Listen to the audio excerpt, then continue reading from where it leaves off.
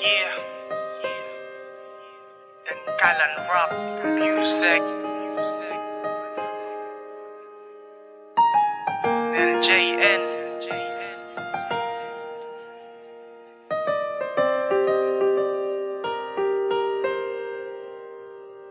Sino dapat nasisihin? Di ba tayo rin malalakas ng mga bagyo? Biglang dumadating, wala na tayong pananggala.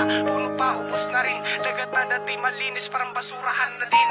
At laging tandaan na habang tumatagal, hindi lang mga tao ang naaapektuhan, kundi ang mga hayop, pati na rin ang ating mundong kinatatayuan. Nakikita mo ba yung nangyayari sa mundo? Ulan, bagyo, lindol, nararamdaman ng tao. Sari-saring sakuna, dumadating na lang bigla. Yung masakit lang tao di nakahanda.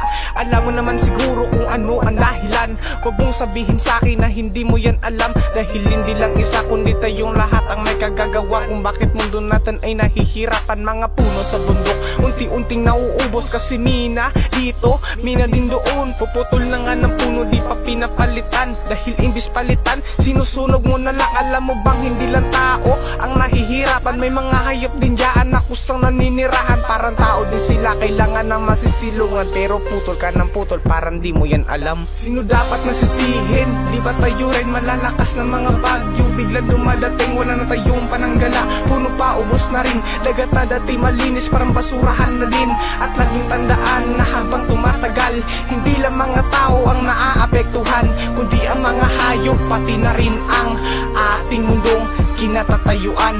Tulad ng dagat na dapat ay linisan, pero imbis na linisan ay tinatapunan ng plastic, bote o anong basura. Hindi mo ba alam na lalaso na sila?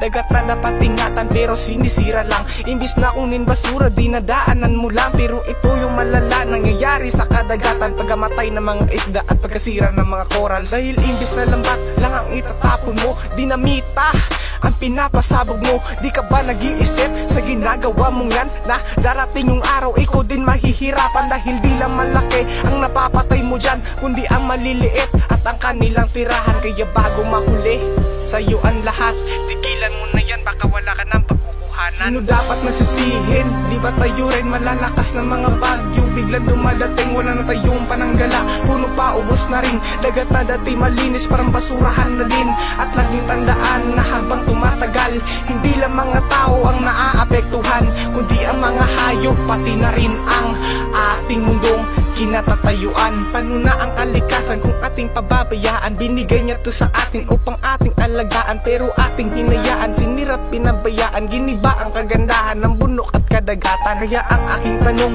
handa ka na ba? Babawiin niya lahat, may magagawa pa ba? Hindi pa to huli kaibigan, pwede pa nating baguhin. Tayo ay magkaisa at kalikasan ay ayusin. Hintayin pa ba na mawala ang lahat bago tayo magsikilos? Kung huli na ba lahat? Di mo pa ba naiisip mayroon na tong babala? Yung malakas na sakuna, mayroong namatay na. Hahayaan lang ba natin mundo natin ay masira? Hayop sa bundok at dagat kusa nang mawawala. Puno sa ating kagubatan, paano pag naubos na? May magagawa pa ba kung lahat ay huli na? Sino dapat nasisihin? Di ba tayo rin malalakas ng mga bagyo? Biglang dumadating, wala na tayong pananggala. Puno pa, ubos na rin. Dagat na dati malinis, parang basurahan na din. At laging tandaan na habang tumatagal, hindi lang mga tao ang naaapektuhan, kundi ang mga hayop, pati na rin ang ating mundong kinatatayuan. Sino dapat nasisihin? Di ba tayo rin malalakas ng mga bagyo? Biglang dumadating, wala na tayong pananggala. Puno pa, ubos na rin. Dagat na dati malinis, parang basurahan na din.